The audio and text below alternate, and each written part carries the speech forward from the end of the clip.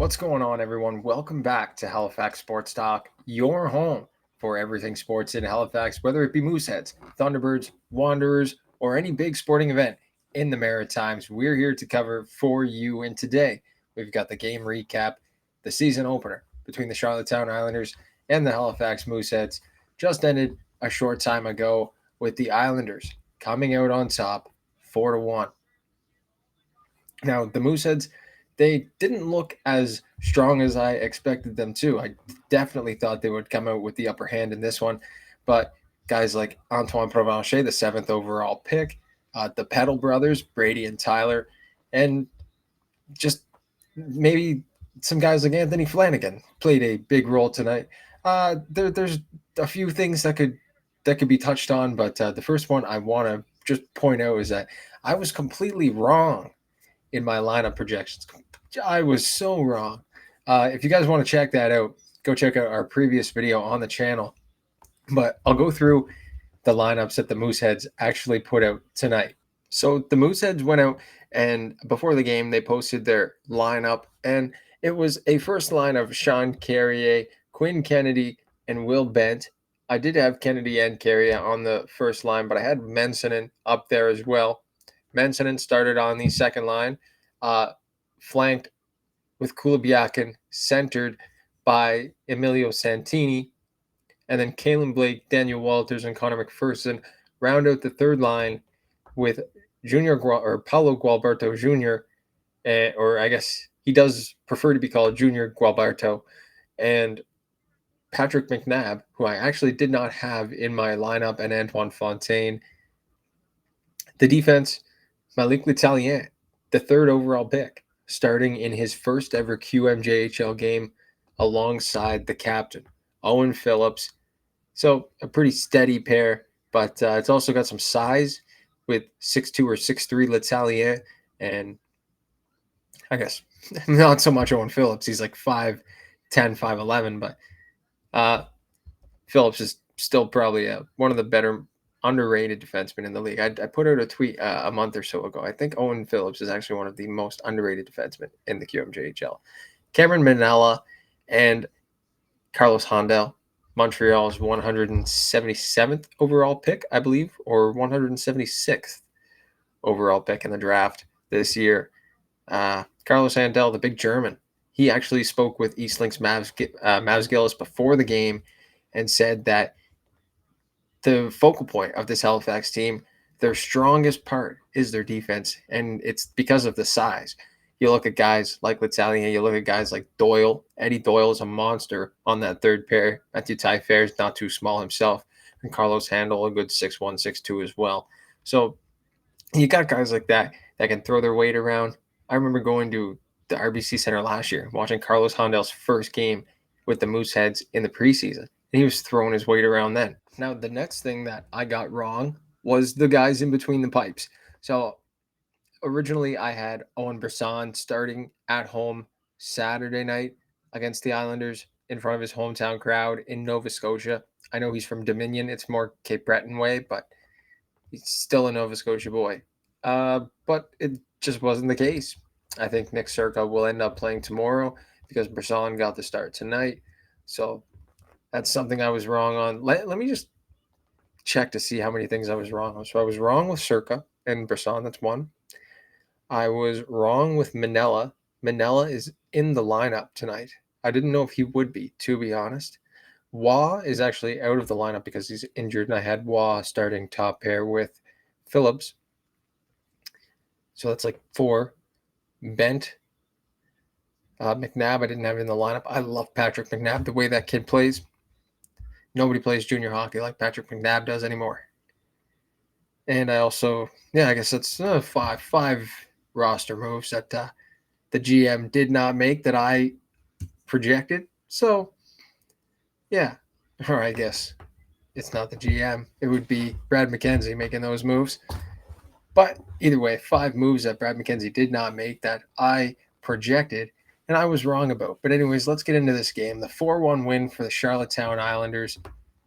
And they were missing guys like Owen Conrad, who's at Maple Leafs camp. So the Islanders opened the scoring with Will Shields, He actually had a pair in the first period to put the Islanders up 2-0, and then they were up 3-0 in the second period thanks to a goal from Nathan Leak.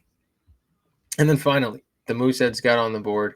It was one of their import players, Yasu Mensinen. He put one in the back of the net for his first Q goal. And then finally, Matt Butler finishes off the fourth goal of the game for the Charlottetown Islanders. So that's how the scoring goes on the box score. But beyond that, I really think that the only strong part of Charlottetown's game that really shut down the Mooseheads was the play of the guys on the back end and really Will Shields. The two quick goals in the first period just kind of sucked the life right out of Halifax. Yeah, you give up two, and then you go into the third period.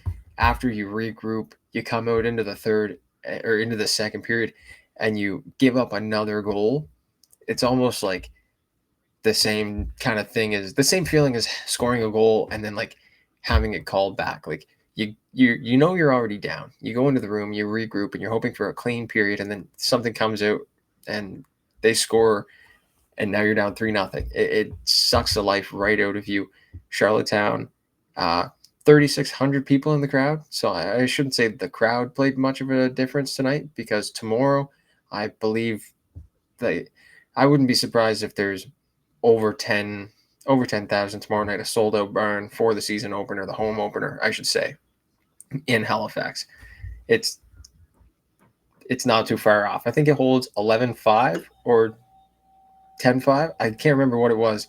For the World Junior Gold Medal game, we passed capacity in the seats of the Metro Center, or the Scotiabank Center, excuse me.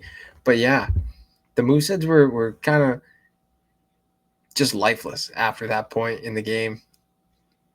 The third goal just kind of sucked the life out. The two first goals really did. And then that third goal by Leak, it was kind of like the nail in the coffin. Although Mensinen's goal kind of gave the Mooseheads a little bit of life. But ultimately, you go into the third period, or into the second intermission, you come out and you regroup again, down 2 again. And then what happens? Matt Butler is the next one to score. The life kind of gets sucked out again, and that's the eventual dagger to the heart to the Mooseheads type of say. And yeah, that's really all that went into this one. The Mooseheads, I would expect them to regroup tomorrow, come back, early morning skate, and shake off the rust, I guess.